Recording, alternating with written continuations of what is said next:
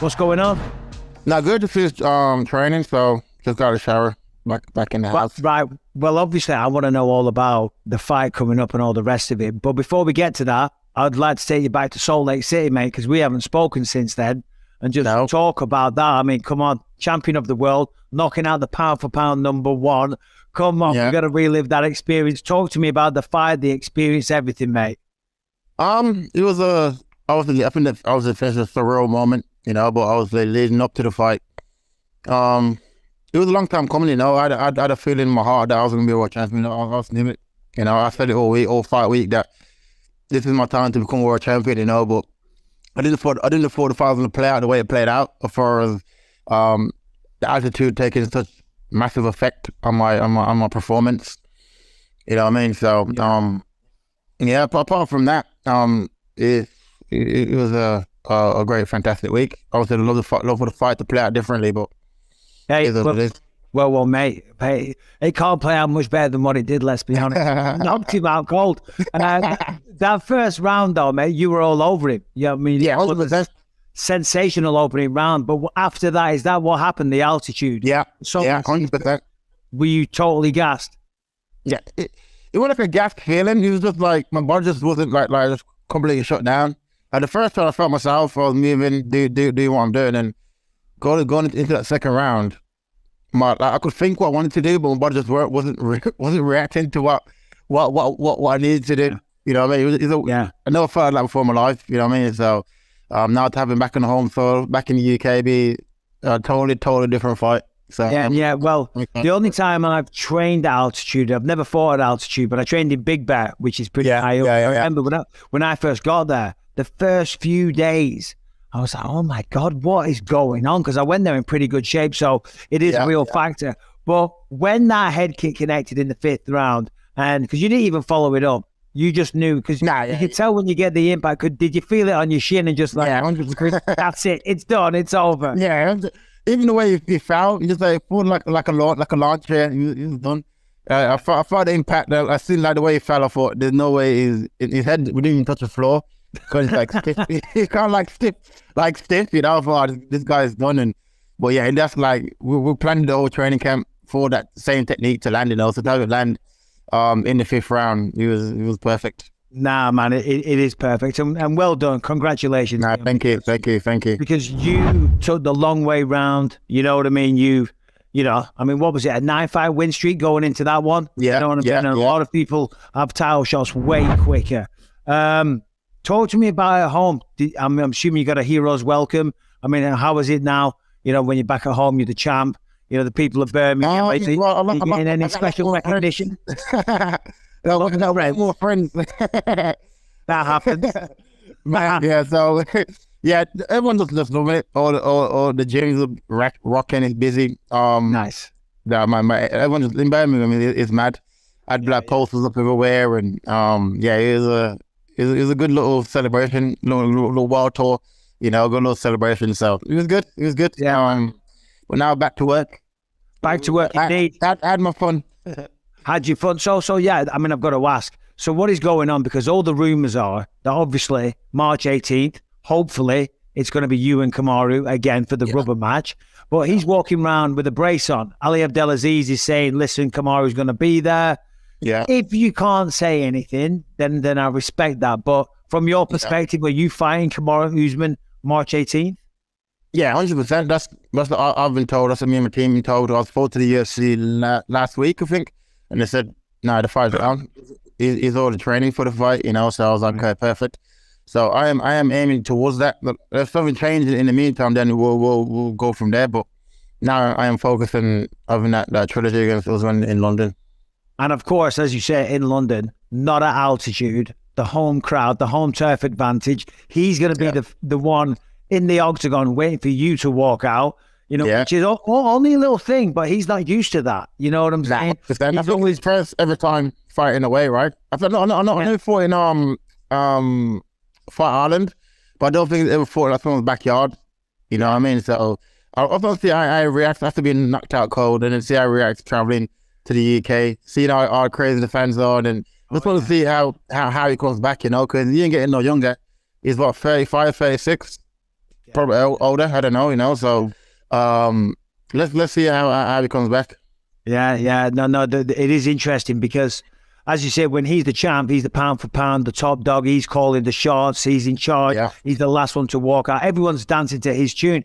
But now it's completely flipped, you know, and of course not at altitude. So are you expecting, you know, the first round again, like the last fight, but then it continues 2, 3, or whenever? Yeah, 100%. It'd be a totally different fight. Like I've said it, my coach has said it. You know, I knew going into the fight that altitude was going to play a part, but I didn't thought it played that big a part. You know, but I think now I've never lost in the UK, amateur or pro. You know, so I am excited. I love fighting for my friends and my family, and I think it's just be a totally different fight. So I think if you're going in there thinking it's going to be the same fight, you think for a rude awakening, you know?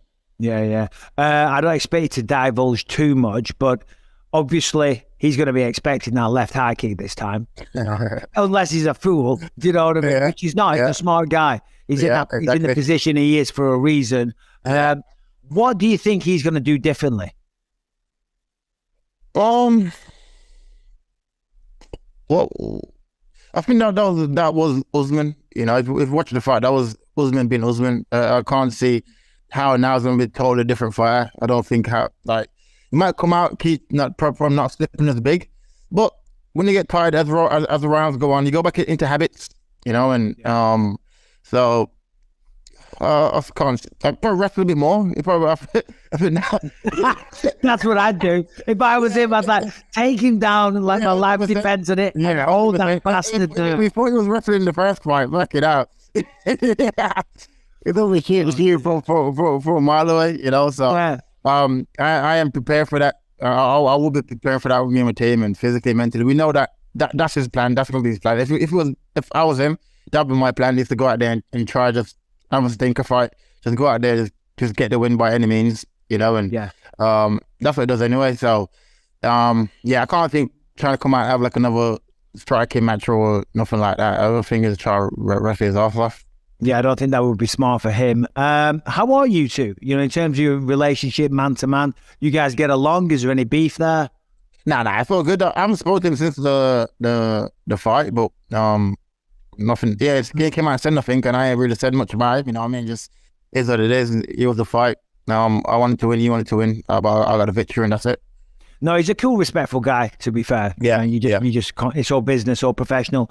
Obviously, in your division, Leon, once you get past Usman again, I mean, this sounds like a stupid statement, but he's the toughest fighter. You know, I mean, he was the pound for pound #1. You know what I mean? Once you get him out of the way, if you beat him this time, then that's done. The rubber match, it's over. You're the champ. There's a lot of contenders there, though. If you had your pick at any of them, and I know this is looking way too far down the line, and I apologize for that, but what I'm getting at is Masvidal. What is going on with you? When you think about Jorge Masvidal in your mind, what is the first word that comes to your mind? That's the smack his head in. That's the fight that needs to happen. I don't like him that much. That I'm rooting for him to win so I can fight him. You know, but he keeps losing, so it's hard to make the fight make sense. You know, like I even said to him, if you went out there and fought like in, let's say like December or January, like Gilbert or somebody, beat one of them, then I'll fight you in March, and then get Usman in the summer or something. You know what I mean? Let him rest his hands a bit, then I'll fight you in March, but he didn't even do that. So, but we'll see. Like I said, I think skill set wise, it's 2 different levels. You know, like his career is doing that, mine was doing this. You know, so it's like it's hard to make the fight make sense right now. But that's the fight that I need to happen. I want to happen. Yeah, and then there's another fighter out there that you've accepted. I think on 2 occasions. Hamzat Chimaev is the guy that everyone's talking about. You know. 3 occasions. 3 occasions. Jesus Christ, because everyone else is ducking him like crazy. Yeah. So you've accepted him 3 times. What do you make of Hamzat? Because obviously he is on the tip of everyone's tongues these days. Yeah. He's a good fighter. You know, I don't think he's what the UFC was building him to be, like this untouchable monster. You know, I think he's a solid fighter. He's good. You know, but. There's always ways to beat these guys, you know, and this is why I'm on like a 10, 11 fight win streak. I know I'm not just go out there and have a scrap with you. I know how to fight, you know, and but like I said, he's one that's on my list as well that I want to take out, you know. So let him go make weight, pro fight Kobe or something like that, and then we can run that one as well. Yeah, but that's all down the line anyway. You got KARARU USMAN, March 18th, bringing the belt back to the UK. I mean, come on. Doesn't get much better than that, does it? I know, you did it, so you tell me. Yeah, mate, it's the best. Well, I was shitting my pants. Did you feel more nervous or just than the actual fight for the belt, or just what it is what it is? Do you know what? I mean, obviously there's a bit more pressure because you're the champ and you want to keep but that wasn't really in my mind. The thing was for me, and it's kind of similar to you, it was a rematch, but totally opposite circumstances. When I fought Henderson the first time, I got flatlined, I got knocked out majorly, much like Usman. And for me, the hard part for me was the nerves, because you know, when you're speaking to people, you're confident. When you do interviews, you're confident. You can lie to everybody, but you can't lie to yourself. And the day of the fight, I was led there trying to take a little nap.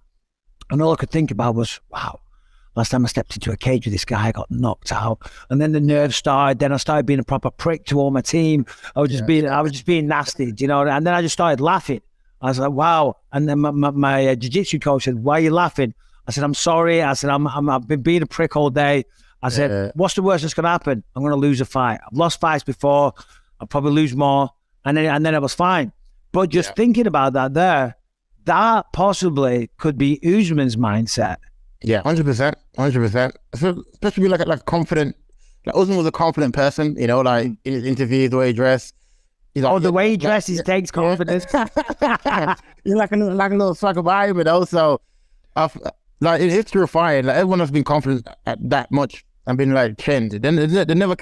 It's rare to come back the same. You know, it is rare, but like I said, I'm preparing for the best. I'm hoping that it comes back the same. You know, I don't be like gun shy or just be a worse fighter. I want him to be just as good as what everyone thinks he is. You know, so I can go out there and beat him again. I know it's never happened in MMA, but have you ever been knocked out, Leon? No, never. Yeah. In life. Rocked, anything. I've been rocked, but not like never been out clean, never. Never. Like flash knockdowns, but I'd never been like out clean. That's like out. You know what I mean? Like you couldn't be more out if you tried. So, by the way, I'm friends with Usman. I love him, so it sounds like I'm talking smack. I'm not. No, I think his eyes were still open, right? Is that correct? Yeah, he was a dead man. Conscious. He was a dead man. I had to shot dead Mike. He was done. Oh shit! Where are you right now, Leon? I see you looking around. You go. At home. Oh, you're at home. You're at home. Yeah. So in between training camps, what have you been up to? Just media work. Traveling. Spend time with the family. Really, just enjoying this bout. It's been, like I said, been a long time coming. I remember going through the pandemic when everyone's like, "Oh, you never fought for the bout. You never do this. You never do that." And now look, you know. So I've took my time to enjoy it, to soak it all in. Even some days it still feels surreal, you know, to actually have set this goal in my head from 17 years old and I've achieved it, you know. So I've soaked it all in now, and now I'm just ready to go out there and prove to the world. Because people still saying I got lucky, you know. So I need to go out there. For me, like I love that. I like people doubting me, you know. That's what motivates me the most, and I'm excited for London. I can't wait. But isn't that even better though? You know, because I was the same. You know, obviously, you know, I didn't have a run like you did. I had ups and downs and losses along the way, and everyone always said, "Oh, he's never gonna be a champ." Yeah. When you finally do it, you can just. It's like so. It's the best. You're gonna look at me now, you know, like you're all dog shit. You're all doubting me for how many ever years. Put everyone in front of me, fought for the belt twice. Marcelo did, Kobe did twice, you know what I mean? It's just like, so like, now look at me now, like I told you I'd do it, and now I got it done, you know, so. And as you said there, that it was on the back of quite a bit of bad luck, you know, because you had the Tyron Woodley fight booked, which never happened. There was a lot of problems in your way that weren't your fault. How were you feeling throughout that pandemic, and when you weren't getting the fights and the Woodley fight fell apart and all the rest of it? Was that frustrating, or were you playing it cool? No, 100%. It was a frustrating time. Like now looking back at it, it was a blessing because I had time to like improve myself, like mentally and physically, you know. But going through it at the time, just like I didn't like. Obviously, you start reading comments and hearing all the comments. They was you're the worst look for in UFC, and so you did have doubts in your head, you know. But from that, okay, I took a step back and be like, okay, what can I control? I can control training, I can control showing up to the gym and improving. I can't fight right now because of the pandemic. I can go to the gym and train. So that's what I did. I was like, okay, cool. I went to the gym, train, just kept improving. I think I had like 4 or 5 fights pull out. So those 5 camps I've had, you know, in the pandemic, during the pandemic, for that 2 years that I didn't get to fight. That's still improvement. I've counted as improvement, you know. And so that's what I said. Like when it was time to fight Usman, I knew that this was my time. I was meant to go through all that so I could be mentally solid. Maybe for that 5th round, you know, maybe if I didn't go through that 2 years, maybe in that 5th round, my mental wouldn't be as sharp as opposed to land that kick. You know what I mean? So maybe I wouldn't be a solid, mentally solid to land that kick, you know. So I feel everything happens for a reason. And like I said, going through it at the time, though, it was just, it was annoying. It was heartbreaking, but now here we are. Well, almost as famous as that head kick is your coach's speech at the end of round. Dave Lovell. Dave, go on, Dave. What did he say? Can you remember the words? Yeah, come on, give us a rendition, Leon. Just pull it out of fire, son. Well, like for me, Dave's like he's like a father figure for me, you know. So he knows what I'm like. He sees me in the gym. He knows how good I am. So he just knows that they were so right with me, you know. He's like, mate, like, what are you doing? Like, basically saying, fix up. Like, what are you doing? Like, you can't come this far for all the way, you know what I mean? So that was his way to wake me up in a Jamaican way. Yeah, Jamaican way. What would it be better? Knocking Leon out? Sorry, knocking Kamaru out. Whoa. Knocking Kamaru out in London or knocking him out in Salt Lake City? Nah, London. Yeah, imagine the scenes. Can you imagine it? Imagine the scenes. It will be, it will be mad. But this is what are you walking out to?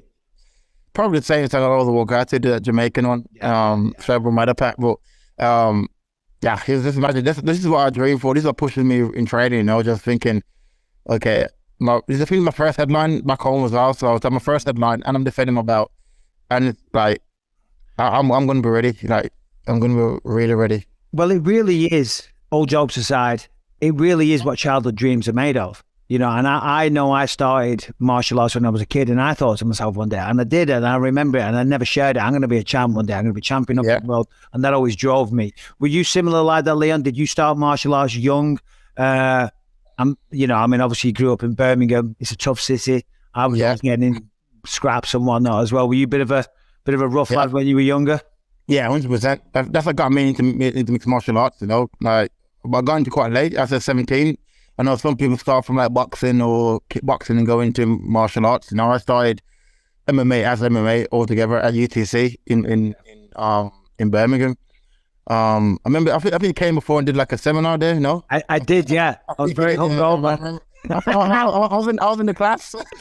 No way, because I think there was like a video game. Where the release of a video game or something. We went there, but I came and did a seminar. So you were in the class? Oh no, I was in the. Don't tell everyone how bad it was. You're like, what? I remember looking at like people like you did one, and Chris Lieben did one as well. I remember like being like 17, 18 years old, thinking, like these guys are UFC fighters, you know, like it was mad. Yeah. But yeah, it's like I said, it was a rough childhood. Born in Jamaica, immigrated to the UK. My dad brought me and my brother Fabian to the UK. Lived in Birmingham, went through ups and downs. Got involved in gangs and stuff when I was like 30 years old. And my dad died. Yeah. Then my mum suggested, because I lived in Ederton where the gym was, and my mum suggested me trying mixed martial arts just to keep me away from hanging around on the street. So I was okay, I'll give it a go for you. Gave it a go, and that was it. And stuck to it, and now here we are. I always say this because, you know, martial arts kind of saved my life, because I mean, even when I was older, I was still getting in trouble. You know, it just kind of follows you around a little bit. Yeah. But when you're doing something structured, when you go into the gym, whatever it is, you're not hanging out on the street corners. You're not with a bad set of lads. So what do you say to any young men that are out there right now that are maybe, I don't know, struggling in life, or they can't find themselves, or they're getting up to no good? I mean, what words of inspiration? I'm sorry to put you on the spot, Leon. Yeah. For me, like I said, martial arts changed my life, you know. Probably just find something that you're good at. Just to be martial arts. It can be music or business, whatever you enjoy doing in life. Just find your passion and put all your energy into that, you know. Like the reason why I was getting into trouble, because I had nothing to do. The close I know the YMCA's in the UK, there's nothing for kids to do here, you know. So you know, hang around on the streets, start smoking weed, start getting into trouble. Then next thing you know, getting arrested, you know. So for me, I'll just say, just like I said, find a passion, find something that you love doing, dedicate all your time into it. And like my main motivation was to have a better life for my family, you know. So find your why in life, like use your family, or if you got kids, your kid or whatever it is, find your why and just use that as your motivation to push through all the naysayers or the negative things that you face on the journey, you know. Because like it's easier said than done, but like if you've got like a why, like I said, my why is my family and my son.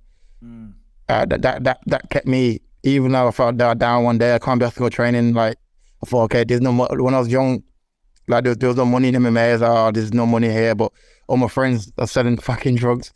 Like, I should go follow them. But I thought, nah, like I need to do this. And now look, you know. So just find your why and find a passion and stick to that. How old's your son and what's his name? Jayon, and he's 9 years old. He's not doing jiu-jitsu. Yeah. Nice. Come on. He must love that belt. Yeah. He loves it. He phoned me the other day. He's like, hello. And I'm like, hello. He's like, Dad, they don't believe that. They don't believe after that you're my dad. I was like, wow. He's like, it's cool. Oh, that's brilliant. Oh, it's funny but that's what you work for, you know, to get to that point. Of course it is. And what about your mother, Leon? What's she called? Verona. Verona must be so proud. Yeah. She's a solid woman, you know. She's like, if my life was her life was twice as hard as my life, you know. Still, she's a definition of like persistence and hustle and hard work, you know. Like I've never not known her working 2-3 jobs right when I was young, you know. So that's what motivated me to wanting more in life, you know. Just seeing her work and just want to basically try to give a better life. Yeah. No, it's beautiful, mate. And what you've done is just incredible. It really, and you're inspiring so many people, Leon. Really is.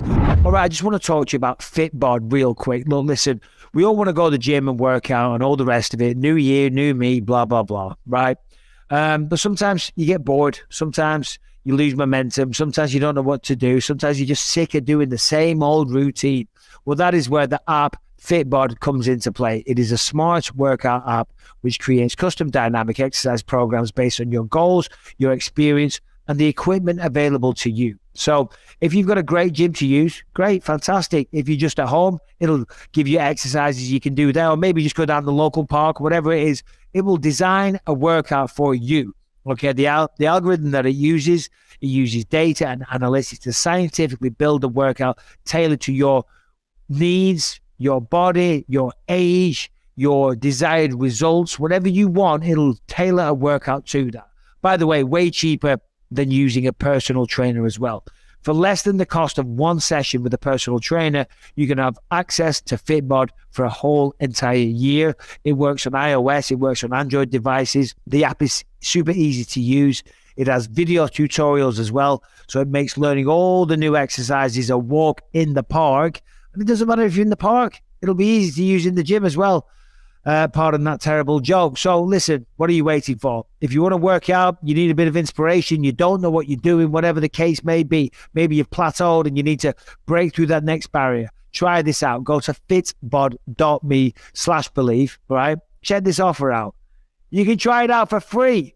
Try it out for free. fitbod.me/believe, and you get 25% off your subscription. Or you can try it out for free. Then subscribe and get 25% off your subscription by going to fitbod.me/believe. Harrington went to Twitter to ask some questions to see if the Twitter followers have any questions for you. Yeah. So, Harrington, what have we got, buddy?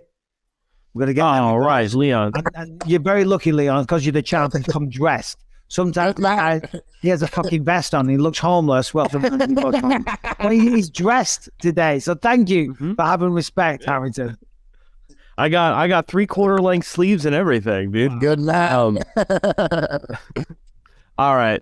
So the first question I have for you, Leon, Lewis Simpson wants to know, how much has your everyday life changed since winning the belt? Have you felt more need to set an example for the younger generation, not only in Birmingham, but the UK as a whole? My life has changed for that more people noticing me. I get stopped everywhere I go now. But apart from day-to-day life, not really. I got the same friends, I try to keep my circle small, you know. And as far as that, trying to be a motivation for people, I just be me, you know. I live my life. I don't put that pressure on myself that I have to act a certain way or be a certain way to motivate people. I think just me being here, they can see me and see what I'm doing. That can serve as motivation as well, you know. Because when I was young, I did have like people to look up to, as far as like, he's doing it, so I can do it, you know. So I think just me being there, they can see me and touch me. That helps as well, you know. Well, it's going to get a lot worse, Leon. You're going to get hounded left, right, and 5 week in London is going to be mental. But it is nice, though, isn't it, to get the recognition, because you've put in, you know, so much hard work, and now getting the recognition. I mean, it's a beautiful feeling. Yeah, 100%. I enjoy it, you know. I do, like I said, it was a long road to get here, you know. So you weren't easy. It was ups and downs. They made it hard for me, you know. I didn't make it easy. So now I'm here. I'm. And on that note, what about the BBC Sports Personality of the Year award? Was there any mention of that? Did they get in touch? Nothing. I went to the awards. They messaged my manager and invited me to the awards. But I thought, I'm nominated. Like, oh nah, Same. I went years ago just to get a picture with a couple of sportsmen, but I wasn't nominated. But to be fair, I wasn't the champion of the goddamn. Oh mate, they played me like in the arena and stuff, but they put like fucking curling. Like curling was nominated. I was like, what? You know what I mean? Curling. What is that about? I mean, fair play. I'm sure it's very hard. Yeah, it's not the same thing. Harrington, what you got, buddy? All right, so you mentioned your brother Fabian there. He is the #2 ranked Bellator middleweight right now, and just announced he is fighting Gegard Mousasi in Paris. With a win, does he fight for the title next? And this guy wants to know, how were the brotherly fights in the Edwards household growing up? That's a good question, because, come on, you know, that must be why you're such a good fighter. I didn't hear. What did he say? I didn't hear. He said your brother's fighting Gegard. If he gets through Gegard, will he be fighting for the belt next? But he said, how were the fights with your brother growing up? Because for me, I had 2 older brothers, pardon me, and they used to kick the shit out of me on a daily basis. You know, so how was that? Like everyone thinks like that back and forth fights, but we didn't really fight much. Like we didn't really fight much. We were like, I was a little scraps here and there, but it wasn't like something that stands out to me that me and him always fight. You know, like he's like calm, I'm calm. So it's like it's rare that we fought. You know, but yeah, this fight is coming up in April, not May, with Gegard. It's really, I can't wait. You know, like he's one step away from fighting for the world title, and to have 2 brothers winning the world title in the 2 biggest organizations in the world, like I'm excited for him. That's unbelievable. So he's a middleweight, obviously fighting Gegard Mousasi. I never realized that. I mean, Gegard, that's top of the food chain. Yeah, Gegard Mousasi is the real deal. Yeah, 100%. I had like over 50 fights. He's a UFC veteran. But my brother's been there. He's fought Machida, took out Machida in the round. Wow. So it's gonna be a good fight. I'm excited. I'm excited to see it. I just want to follow up on that. How do you think a fight would go down? Kamaru and Muhammad versus you and Fabian, brothers MMA fight. Oh, that Muhammad's a big boy. He's a big. Did you see his last fight? You see that knockout? I see it. Got that little cheeky left hook. My God, he's powerful, man. He's a big boy, man. But I go me and brother. Of course, man. Gonna go with that. But talk about the best. I mean, I'm assuming you two train with each other, right? Yeah. I mean, he's top of the food chain there, fighting Gegard Mousasi. Doesn't get much higher. I mean, talk about the best training partner on planet Earth. Yeah, 100%. To have, like I said, every brother on the same journey as you, and he's just as good as you, so you can actually train with him. Yeah. You know, it's a dream. You know, like we can bounce ideas off each other as far as like fights go. Like he'll come to me asking me advice as far as like ways to move with his career and stuff like that. So, kind of like mixed martial arts now, family business, it's wild, you know, because I knew nothing about mixed martial arts growing up. Yeah. And now to have it as basically a family business, it's mad. But I'm very proud of my brother, and I'm looking forward to his fight and him becoming world champion, Bellator world champion this year, hopefully. I mean, wouldn't that be amazing? You're UFC champ, your brother's Bellator champ. Yeah, I mean, it's gonna happen. What is your mother feeding you guys? Come on, what is it? Rice and peas. Rice and peas. Good Jamaican food. Hey, Leon, you're gonna give me because we say this sometime and I get shit for it off some people. Yeah. You're gonna give me a right about now. Right. You're gonna give me one of them and that's all. No. Nah, listen. My mom I opened like a Jamaican restaurant for my mom. In Birmingham, because she loves cooking, so I opened like a restaurant for her. Like, and come to the UK next, Mike. You need to try it for it. 100%. But I was talking over you. Let's have a clean right about now. 3, 2, 1. Right about now. Oh God, I'm coming to that restaurant now, mate. You try and get me away. Mate. Harrington, what we got, bud? Left hook Larry 67 wants to know. Obviously, you know, your brother not counting here, so we'll do only UFC. Who is the next UK champion? I probably Allen. Yep. He's in my gym. I see how good he is. I see how he works, and he's on like what 10 fight? Is it 9-10 fight? Same as me, you know. But same as you, mate. Yeah. Very similar situation. Yeah, 100%. So I'll probably go Arnold. Yeah, because he's a good man. Yeah. No. I was talking to him recently. He was telling me about training up at your place. And who was it? Dan Hooker? Was that his last fight? Yeah, last fight. Yeah. And he smoked him, didn't he? Smoked him. And I said, sorry, go on. No, go on, okay. No, I was just saying, I said to him, and I hope you don't take this the wrong way, I said, you're kind of in a similar situation to Leon. Both world class, both on these crazy win streaks, but both on the quieter side, if you know what I'm saying. Yeah, 100%. Yeah. 100%. Therefore, I think it's the longer road. I tell him to talk more because my road was long. Want to be like me. That's what I told him as well. Don't try to be like me. Like, it's like, shut up, Leon. You didn't say jack shit and you're champion of the world. Don't step on my game plan. Like, you can talk, you know, like, do you? And then there's Tom Aspinall as well. Yeah, Tom is sick as well. Tom's good. But I know his knee, right? So I don't know. Yeah, as far as his knees go, otherwise I put him up there as well. But yeah, I think in the UK right now, I said Tom, Allen.